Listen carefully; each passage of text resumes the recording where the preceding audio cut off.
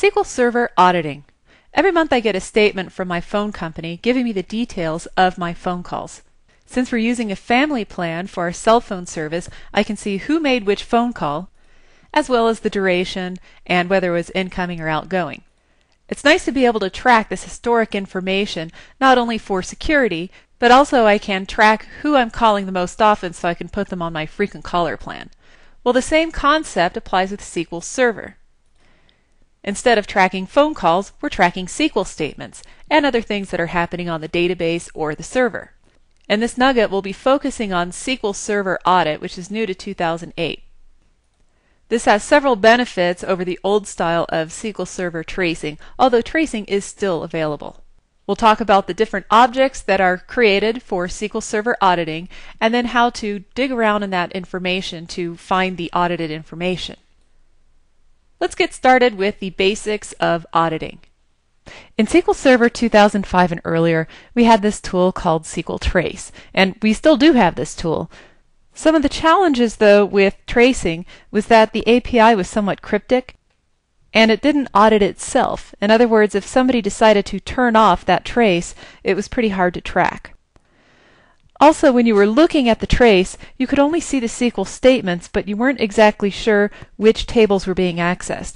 For example, if you have a table called Customers, and maybe you have a view called Cust that is based on customers, all you could tell is that maybe a user was querying the view. Well, we have some extra benefits now in SQL Server 2008. Instead of using SQL Trace, we now have this thing called SQL Server Audit. So I want to talk to you about some of the benefits here of SQL Server Audit. First of all, there's a centralized repository. So if you want to audit multiple databases, multiple machines, you can have it all in one central repository. You can audit events on the server level as a whole, or you can audit specific events on a particular database.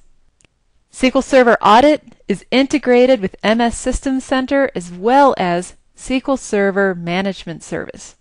So we have a nice graphical tool. It's just a little bit easier to deal with. We also have better performance. You can specify that it's asynchronous, which is the default value, or synchronous.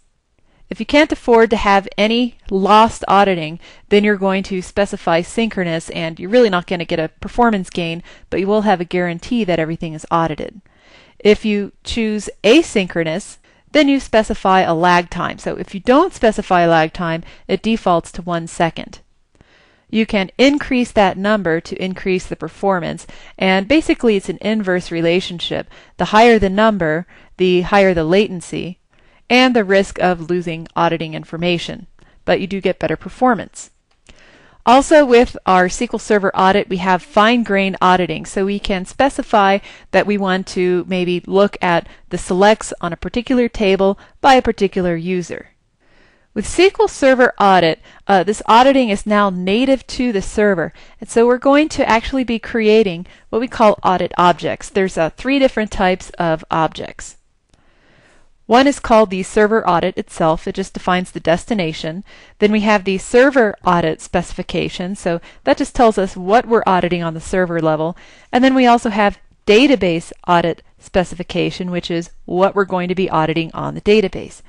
Once you create these objects, you can make modifications to them, and you can turn them on or off as needed. Let's take a closer look at these 3 database objects. As I mentioned, the server audit specifies where we're saving the auditing information. A common option is to save it to a binary file. Well, since a binary file is not readable through a text editor, you have to have some kind of mechanism to read it again. You do that through a table function, which I'll show you in a little bit. A second option is to use Windows Application Log, and then the third option is to use Windows Security Log. The SQL Server Service account, however, for this third option needs to have a special privilege in order to write to that destination. Now, what happens if there's a flurry of auditing activity? What's going to happen? Well, it really depends on what the delay value is set to for the server audit object. As I mentioned, if you specify 0, which means synchronous, you're going to get a hit in performance, but there will be no latency. Let's say that you specified a really large number, maybe 10 seconds of latency. If the writer can't write that information as fast as it's producing, it's going to actually go into memory and then eventually get flushed to the file or whatever the destination is. You can also specify the number of max rollover files. So these files are written to in a circular fashion, and once the last one gets filled up, it rolls over. If you want to set up some kind of mechanism on your server level to back up those files, that might be a good idea. You can also specify the max size of those files. And lastly, you can specify what's going to happen upon failure. For example, if the destination is not writable, or maybe the destination filled up on space, you don't have any more space left, what are you going to do? If you specify on failure equals shutdown, then what happens is when auditing fails, guess what? Your SQL Server service fails as well. And then the DBA is going to have to go in there and start it up using the -M option to go in there and modify the settings or fix the problem. You can also say on failure equals continue. That option is the opposite of shutdown. It will just continue, but you will get an indication that it stopped. Whenever you create this server audit object, you're going to give it a name, and it's automatically going to be given a GUID. It's just a unique identifier. You can change the default name of that as well. Let me show you a couple examples of creating a server audit object. Here I have my SQL Server Management Studio, and I'm just going to open up a new query right here. Now, I'm going to say use master,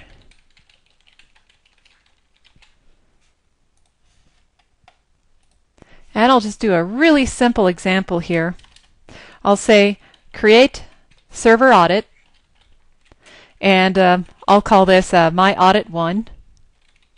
Then we specify the destination, so we'll say to file and then give the file path.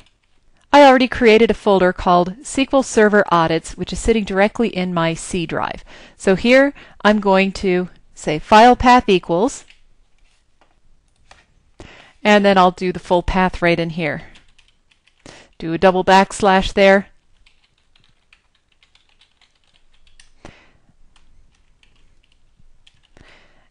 And we'll just stick with that. And we can run this. Now, after you create that, you can actually go into Security and then Audits, and you'll see here, My Audit 1. If you want to right-click on it, you can enable the audit. So out of the box, when you create this, it's actually disabled because, logically, it's waiting for you to specify what you're auditing. Other things you can do is you can view the audit logs, you can script this so you can create it on another server, and so on. From here, you can also create a new audit. For example, if I click on there, it gives you this page right here, and maybe I want to call this My Audit 2. As I mentioned, the queue delay has a default of 1000. You can specify to shut down the server on an audit log failure. And here in the drop-down is where you specify what type of audit. So here I might say application log. I hit OK. And you'll see that we now have these two guys. So there are a couple different ways of creating these audits. So you might choose to audit server level events and have that go to a file, and then have your database level events go to somewhere else. But so far what we've created is just the destination. One other thing I want to show you, if you right click on this audit that we just created, if you script it as a create and then click on there, you can actually see the syntax. So this is kind of nice. You'll see here it gives a GUID. As I mentioned, if you want to have your own name that's not so cryptic, you can do that. But be aware that once you create this audit object, you can't change the GUID. So you do have to specify that upon creation. Let's create one more. I'm just going to right click on here, and we're going to call it, we're getting really creative here, My Audit 3. And this time we're going to have this go to security log. Security log is more secure than the other two options because it's more difficult to tamper with that log. Okay, so we just hit OK there, and we're good to go. So we now have 3 different types of audits. Now let's go on to creating server audit specifications. I'm going to open up a new query window here, and this time we're going to specify what we're auditing on the server level. So just like we did with our audits, we can either do this through a DDL statement or graphically. Let's do DDL first. We'll say create server audit specification, and then give it a name. I might call it my audit server spec, no spaces in there. And then we specify for server audit, and then you choose one of these audits that we created. So I'm going to say this guy right here for my audit 1. And then maybe I just want to add auditing for backup and restoring. So I'll just say backup, restore, group, and then hit execute. So it was completed successfully. If I click on here and then hit refresh, you'll see that I have my audit server spec 1 that I just created. If we right click on here and script this out, we can see the statement that was used. So you can take this to another server if you want to, instead of hand coding it over and over. Okay, so once you have that, let's talk about another way of doing this, and that's through the graphical interface. I actually prefer using the graphical interface because there are so many different things that we can audit, and it gives us a nice list of the possibilities. So here, I'll just call this my server audit 2, and I specify which audit. Okay, so maybe I want to have that go to that destination right there. And then for the audit action type, in this drop down, maybe I want to look at failed login group. And maybe I want to add one more thing in there, maybe the log out group. So I'm going to log whenever somebody logs out. Okay, so that looks good. I hit OK. And there it is. Okay. Now, it's important to understand that out of the box, both these audits and the server audit specs are disabled. It's also important to understand that every audit in here can have a one-to-one relationship with a specification. In fact, for a particular machine, you can only have one active spec tied to a particular audit. So I'm going to right-click on this right here, and I'm going to enable it. And I'm also going to right-click on this guy and enable this guy.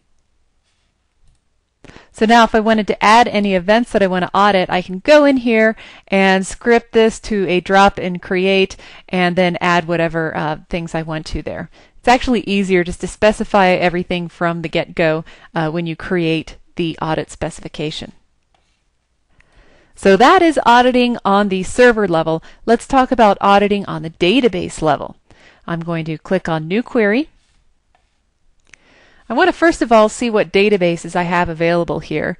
So I have a database called CBTDB. Let's drill down until we see some of our tables. So we have a table called Contacts. So what I want to do first of all is specify that I'm using that database. So I'll say use CBTDB. And then we're going to specify what we're auditing on the database level. Okay, so let's do this. We're going to say create database audit specification, and we'll just call this DB audit spec 1. For server audit, let's say my audit 1. And then we'll specify what we're adding, and we can add an unlimited number of things here. So here I'll say add select on dbo.contacts by DBO. Make that really simple.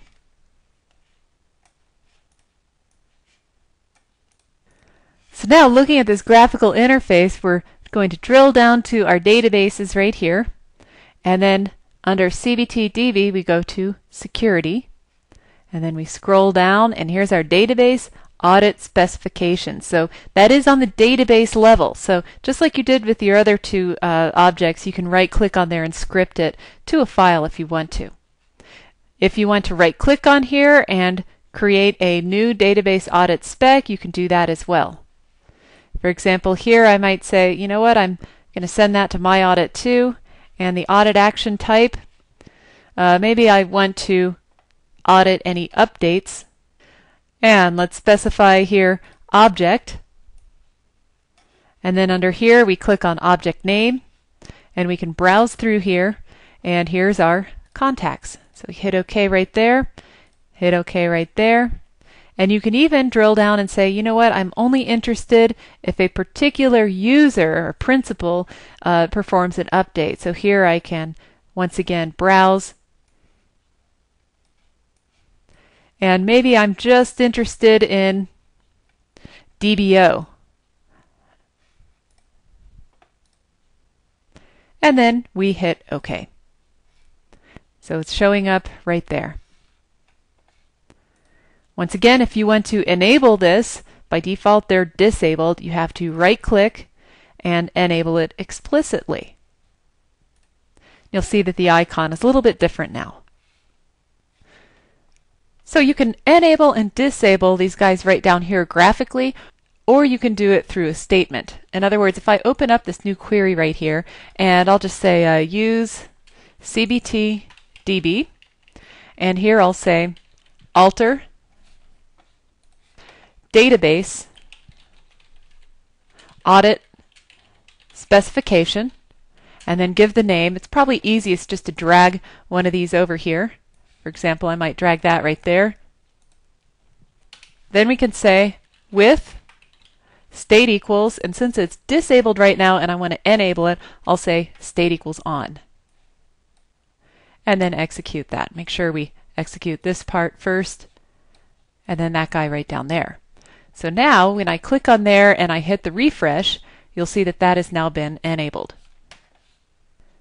It's also important to understand that if you want to make any modifications to what you're monitoring, that you need to first of all make sure it's disabled, and then you make your modifications and then you re-enable it. In other words, if I do something like this, if I say alter database audit specification and give the name, and then I say I want to add, select, update, delete,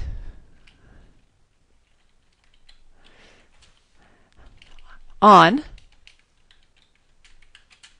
and let's do this on contacts by DBO. Or you can even just say by public, which is monitoring everyone's activity.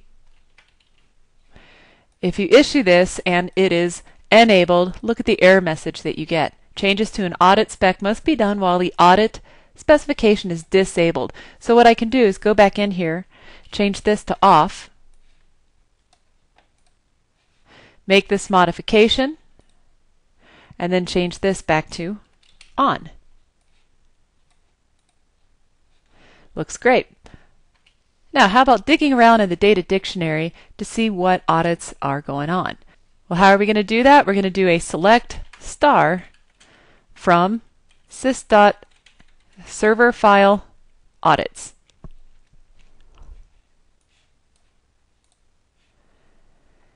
And you'll see here that there's a unique identifier. There's the name. There's the GUID, which is that cryptic name. The create day, the modification date of the last modification, the principal ID, and so on. So on failure description is continue, as opposed to shutting the server down. There's our queue delay. Our max file size is 0, so it's going to actually depend on the operating system to determine how large those files are going to be. And our max rollover files is the default here. We didn't override it. There's our log file path and our log file name, and we're good to go. So that just described the destination. What if we wanted to look at what we're actually auditing? Well, we can do a select star from sys.database audit specifications right here. Here we have the two guys that we created, the creation date, the modification date, the unique GUID, and whether or not it's enabled. 1 means enabled, 0 means disabled. We have yet another view to look at. Select star from sys.database audit specification details. Let's check this out. One of the most important columns here is the audit action name, so we have deletes, inserts, selects, and so on. The database ID. If you scroll over here, the object type, so it's object or column, and so on. As far as the audited principal ID, 0 means public, 1 is the unique identifier for the principal, in our case it's DBO. So you'll see here that there's a foreign key relationship between this database spec ID right here and this guy right over here. You'll see here database spec ID here. So if you wanted to perform a join on those two views, you could do that to see everything all at once. You can even keep tabs on which audits are enabled, and you can do that by using policy-based management. The way we do that is actually going into management in here. So let's expand this right over here, and you'll see that under policy management we have policies, conditions, and facets. If you expand facets, you'll see that there are all these built-in facets that we can keep track of. Okay, and the one that we want to focus on is the audit facet. So we can create our own policy here. We can right-click and say, let's create a new policy. And then we can call this is audit on. And our check condition, if you hit this new drop-down, we're prompted for a new condition. It's going to ask us what the facet is. So let's just say the name is audit is on, and the facet from the drop-down is going to be audit.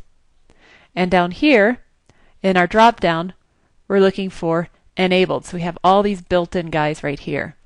So here we have enabled is equal to true, and that's the only condition that we're going to add in there. So now I hit OK. And you'll see down here for the server restriction, by default it says none, but you can say new condition and you can narrow down to specific servers. I'm just going to hit cancel. I just want to stick with the default for right now, and then I can go ahead and hit OK. And now you'll see that we have this policy right here, and under conditions we have audit is on that we just created, and what we can do is right click on the policy that we just created and we can evaluate it. Okay, so we're evaluating, and it looks like we've got here, let's expand this a little bit, we have my audit 1, 2, and 3. Looks like only the first one is on. And you can create similar conditions for your database audit specs and your server audit specs.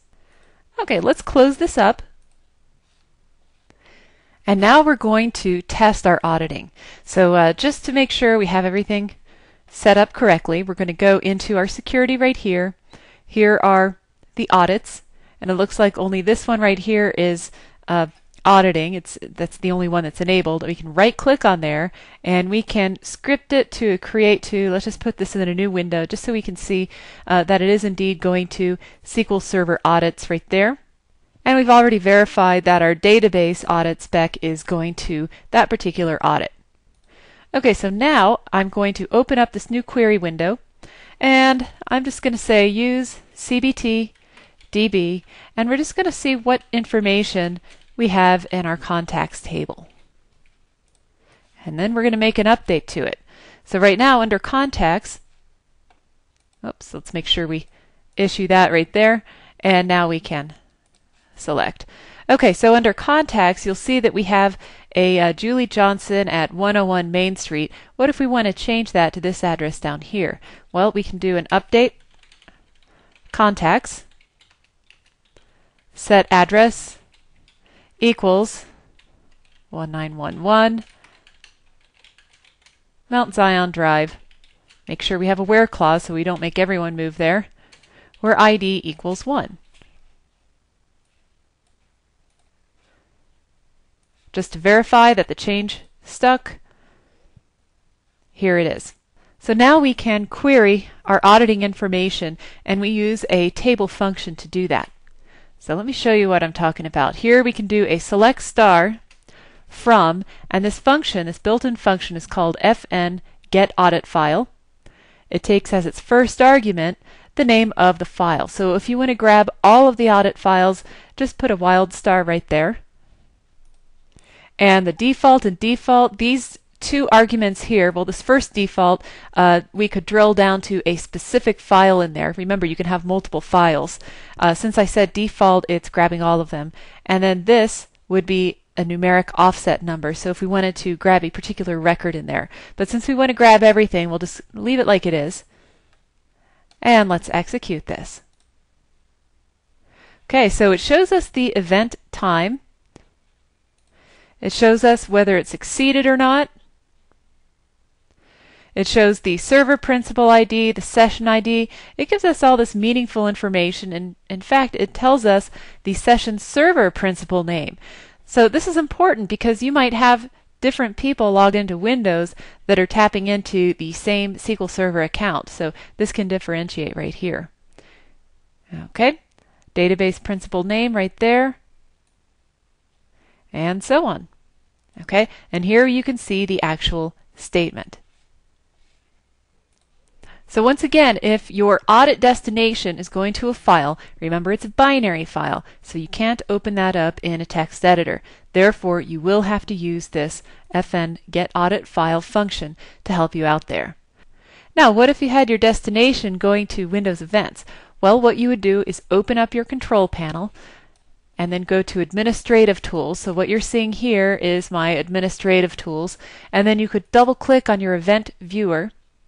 And then under Windows Logs, you can expand that, hone in on Security, and you'll see in here, today is the 24th, you'll see that we have some audit success. Okay, so you can look at the details right down here. So an account was successfully logged on. Remember, this was the server level auditing. So that pretty much wraps up our auditing. Let's review what we learned in this nugget. We first of all talked about the benefits of using SQL Server Audit as opposed to SQL Server Trace. With auditing, you have a centralized repository, so if you're monitoring multiple machines or multiple databases, it's pretty easy. SQL Server Audit is integrated with MS System Center as well as SSMS. It also gives you better performance because of asynchronous auditing as opposed to synchronous. And then we have a little bit more control over what we're auditing. It's a little more fine-grained. We can also audit the audits themselves. Remember, there are three main objects that you create. The first one is the server audit. That's just the destination of where the information's going to. So remember, it can be either a binary file, Windows application log, or a Windows security log. Then we have the server audit specification. That's if we're auditing server-wide events such as logons, logoffs, logging on as a particular role, and so on. Then the third thing is the database audit specification. That's where we can monitor who's accessing what table. If you're going to be digging around for information in that binary file, you're going to have to use that table function that we talked about. If you're looking in your Windows application log or security log, you're going to go to your control panel, then Administrative Tools, and dig around there in the event viewer. Well, I hope this has been informative, and I'd like to thank you for viewing.